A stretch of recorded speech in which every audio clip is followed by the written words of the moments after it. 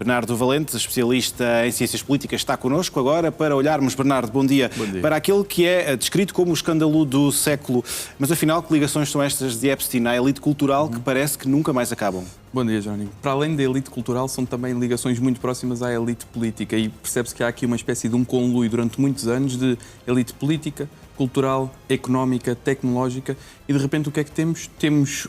um cocktail explosivo que faz com que as próprias democracias europeias e pior que as democracias europeias, que as próprias monarquias europeias, que em muitos sítios já são vistos como obsoletas, diria eu, neste momento estejam debaixo de fogo. Portanto, o que está a acontecer é o próprio caso Epstein, para além de fragilizar muito o Partido Republicano, para além de fragilizar muito Donald Trump, se bem que já sabíamos que Donald Trump tinha estas ligações, principalmente de âmbito mais promíscuo, sexual, mesmo quando tentou subornar a tal atriz pornográfica E que parece ser imune a estas polémicas. Exato. Pelo menos na América. E apesar de não mexer no eleitorado de MAGA, mexe muito, creio eu, com o eleitorado mais conservador que não é MAGA. E, portanto, para as intercalares, não se adivinha nada de bom para Donald Trump, também por isto. Por outro lado, as consequências para os partidos europeus, ou mesmo para as democracias europeias, incluindo as monarquias europeias, de repente são danosas, porque Keir Starmer está agora numa posição muito fragilizada também, porque tem membros da sua administração que tiveram em tempos ligações a Epstein. E aqui nos fecheiros, quando pesquisamos pelos fecheiros e quando pesquisamos nos fecheiros pelas palavras-chave, a verdade é que nos vão aparecer vários nomes. Não quer dizer que todos esses nomes estejam incluídos nestes escândalos sexuais. A verdade é que todos esses nomes tiveram alguma ligação com Epstein e, a certo ponto, beneficiaram mesmo dessa ligação do ponto de vista financeiro também, mesmo que não tenham ido à tal ilha.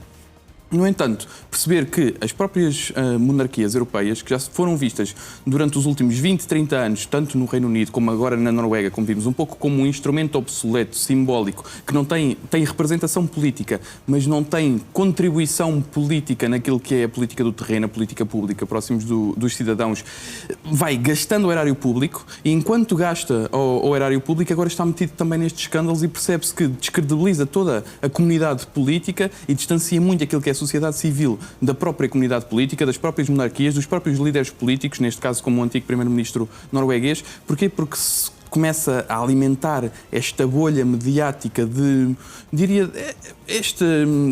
eu, até um pouco de teoria da conspiração, em que temos, de um lado, a sociedade civil que trabalha honestamente e que procura a sua sobrevivência e depois temos a jogar noutra dimensão esta comunidade política, esta elite económica, que jogam estes jogos de poder muitas vezes perversos, tal e qual como aqui, e isto só contribui para descredibilizar toda a comunidade política. Não querendo entrar em teorias da conspiração, a divulgação destes ficheiros por parte da justiça norte-americana pode ter o objetivo de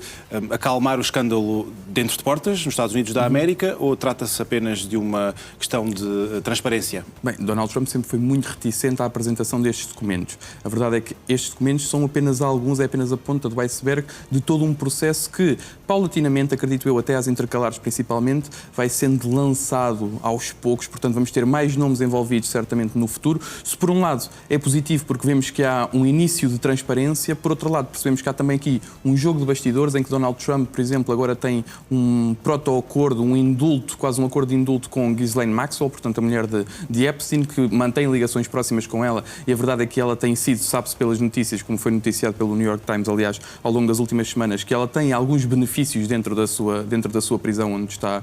hospedada, onde está presa, exatamente porque tem esta ligação próxima à elite e a Donald Trump. Portanto, se por um lado vemos uma transparência do regime norte-americano e o sistema judicial a impor-se também àquilo que foi a vontade de Donald Trump, que a vontade de Donald Trump, já se percebeu, apesar de ser intermitente, sempre foi não divulgar estes fecheiros. Por outro lado, também se percebe que este conluio entre elites, principalmente com Ghislaine Maxwell, ainda a ser bastante influente dentro desta elite, até porque sabe os segredos de muito da elite política, incluindo a elite política europeia, percebe-se que continua a haver falta de transparência nos bastidores, sabendo que é um bom sinal, claro, para o sistema judicial que estes documentos tenham vindo a público e sabendo também que muitos mais virão. Achas que se vai traduzir este escândalo em mais pressão para, em alguns países, mudar leis, por exemplo, e agravar penas sobre abuso sexual, por exemplo? Sim, nós tivemos aqui um caso muito semelhante, que aliás até já foi noticiado que tem algumas ligações ao caso Epstein, foi o caso Casa Pia, no início do século, e a verdade é que isso abanou também as estruturas, os alicerces da nossa sociedade. E agora temos um caso Casa Pia em esteroides, temos um caso Casa Pia mundial. Portanto, se isto não fizer rever algumas das leis quanto ao abuso sexual sexual e ao próprio escrutínio das vidas privadas dos políticos, claro que isto tem uma consequência grave também, que é que temos cada vez menos pessoas a querer ir para a política, é certo, e também querem menos ir para a política, primeiro porque as remunerações não são especialmente altas quando comparadas com outros setores, e depois porque têm a sua vida escrutinada totalmente, portanto a sua vida privada torna-se transparente, vem a público. O problema é, quando estes casos surgem,